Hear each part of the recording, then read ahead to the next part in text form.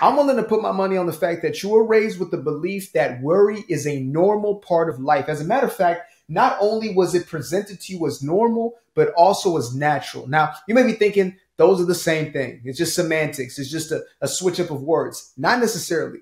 Just because something is normal does not mean it is natural. Things can be normalized over time. They can be normalized within one culture and not the next. They can be normalized because of social programming, because of conditioning, because of our mental training, in essence. Whereas natural will forever remain natural. So there are things that are natural to the body, but will not be normal to the body that we see as norms, such as augmenting the body, changing up body parts. That's not natural, but it has become the norm, right? So let's distinguish the two.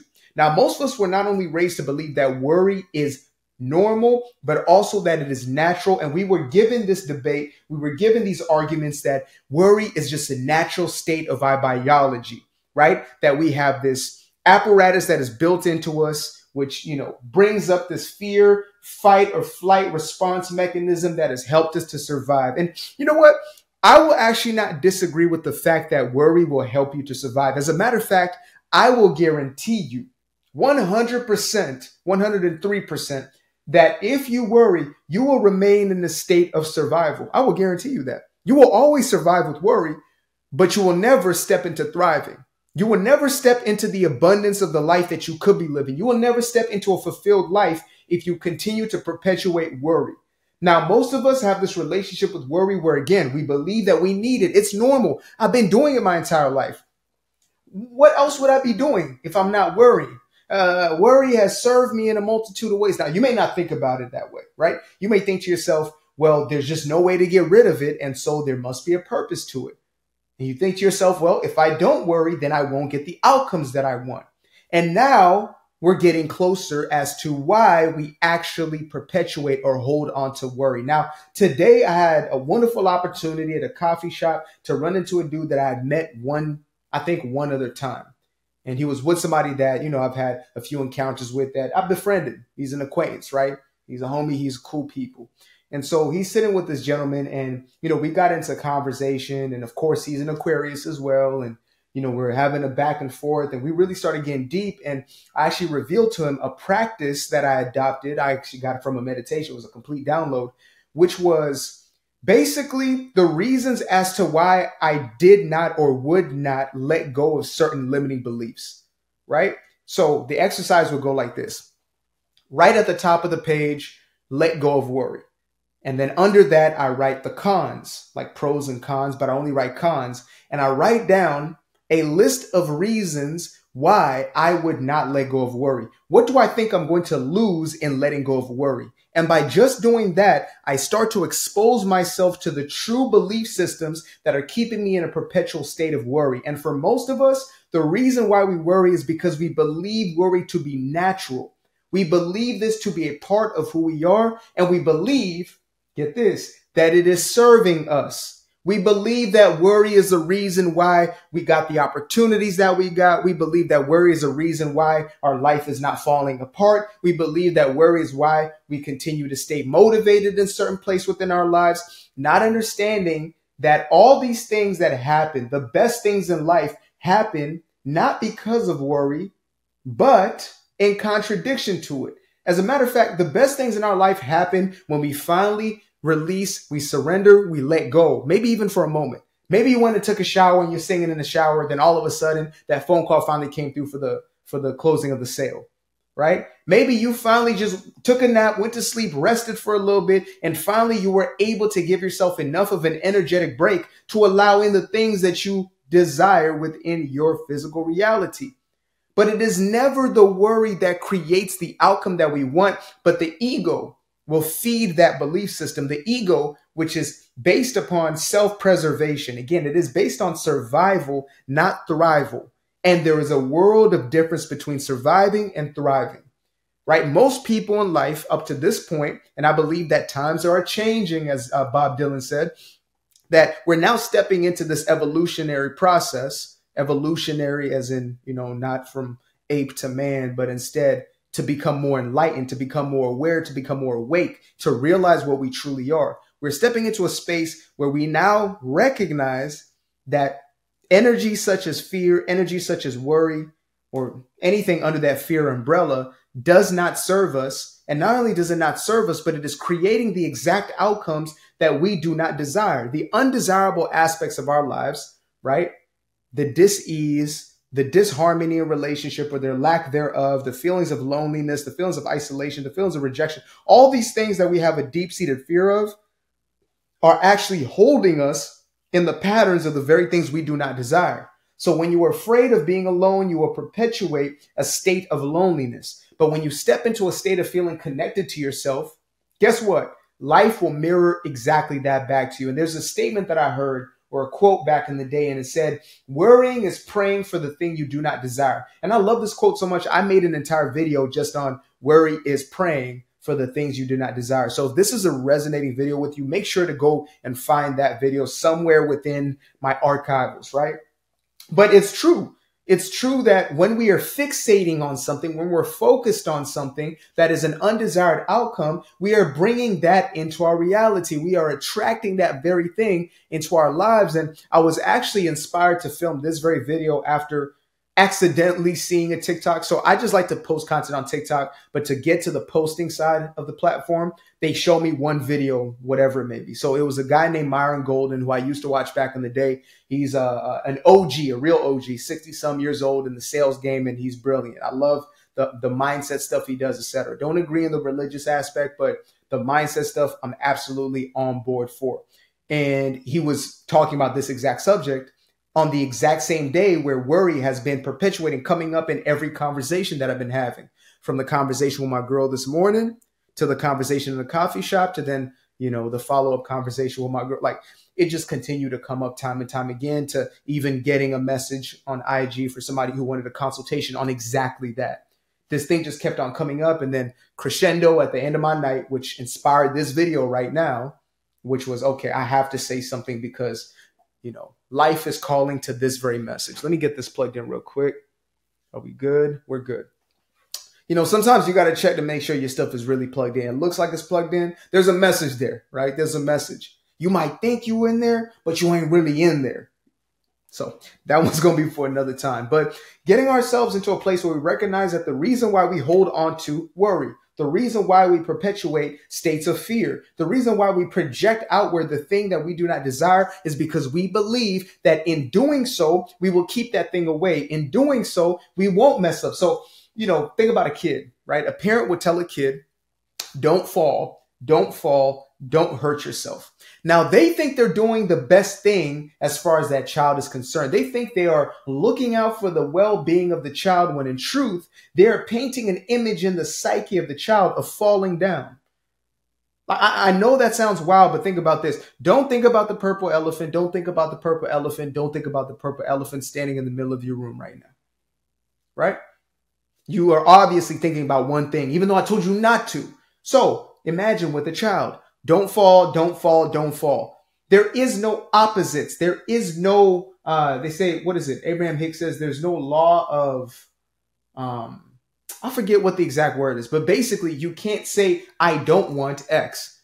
Our subconscious only picks up the thing itself, the object of the focus. So if fall is the object of the focus, then that's going to be the mentality. Whereas if a parent says, have fun, enjoy yourself, right? You can do it, whatever. They're creating an image in that child's mind of them having fun, of them doing their thing. You might think this sounds wild, but get deeper into any form of psychology, neurology, etc. This has been proven time and time again. The things we tell ourselves and the things we repeat to ourselves manifest as our physical reality. They manifest in the body first. At a cellular level, this has been studied that water molecules will change based upon the energetics that you are spewing into that water. There was one cup of water that they spoke love into, one that they spoke hate into. And the one they spoke love into turned into more of these like perfect crystals within its molecular structure. And the one they spoke hate into was starting to degenerate and actually went bad relatively fast. I mean, water takes a while to go quote unquote bad. This water degenerated in rapid time because it was spewed with hatred. That's just the energy dynamic. And energy is more real than anything else, right? We are vibrational. So, Don't get it twisted. Just because you're seeing the physical reality doesn't mean this is the main thing. This matter that we see is less than the unseen. They say that even in an atom, 99% of it is unseen. So there's more unseen than there is seen. Think about that. So we are 99% of the unseen, right? And I could go deep into that, but I'm not going to get way too nerdy on y'all because I can really, really go there. But I want to bring it back to the point at hand, which is our relationship with worry. Now, how I let go of worry was an interesting process. It's been years in the making, not because it took years to get rid of worry or to stop worrying, but to make the decision that worry was no longer serving me. I was still keeping worry around, right? I was shuffling worry from one place to another. So you think to yourself, well, it's just worry about finances. When the finances are taken care of, now you're worrying about relationship. When the relationship taken care of, now you worry about kids. When the kids taken care of, now you worry about friends. And when friends take, now you worry about, you just shuffle the worry around because you haven't made a decision, a conscious and intentional decision to no longer worry. That's the core issue that we're dealing with. I haven't made the core decision to let go of this thing. I have to make a decision to divorce myself from it. You know, as I was telling my girl this morning, it's like the serving two masters thing, right? In the scriptures, in that good old book, right? You have, you cannot serve two masters. You're either going to love one and hate the other, or hate one and love the other. There's no in between. We think, oh, I can be in two of these relationships. I can be in and out. I can be on this side. I can be light and dark. There is no darkness within light. So you have to make a decision. Am I going to choose to perpetuate fear? Am I going to choose to perpetuate worry? Am I going to continue to project these thoughts because I believe they're serving me? And again, I recommend this exercise to you guys. Every single one of you should do this exercise at home at some point. Write down letting go of worry or whatever version resonates most with you. And then under that, write down all the reasons that you would not let go, like what you think you're going to lose in the letting go of worry. What do you think you're going to lose if you let go of worry? Really get down to the nitty gritty of that one. And I guarantee you're going to be surprised because you're going to start seeing what's really below the surface, right? It's not the conscious things, the obvious. Well, of course I want to let go of worry because then I will have more peace. Yeah, of course, everybody desires that. But underlying that are those belief systems that are holding us in that place. And the belief is never more powerful than you are. Nothing is more powerful. And the decision is as easy as opening a hand. It's as easy as starting from a fist and choosing to open your hand, open palm out. It's a simple decision. It's like a motor function, right? But the reason we complicate it is because we want to make it complicated so we can make excuses not to let it go.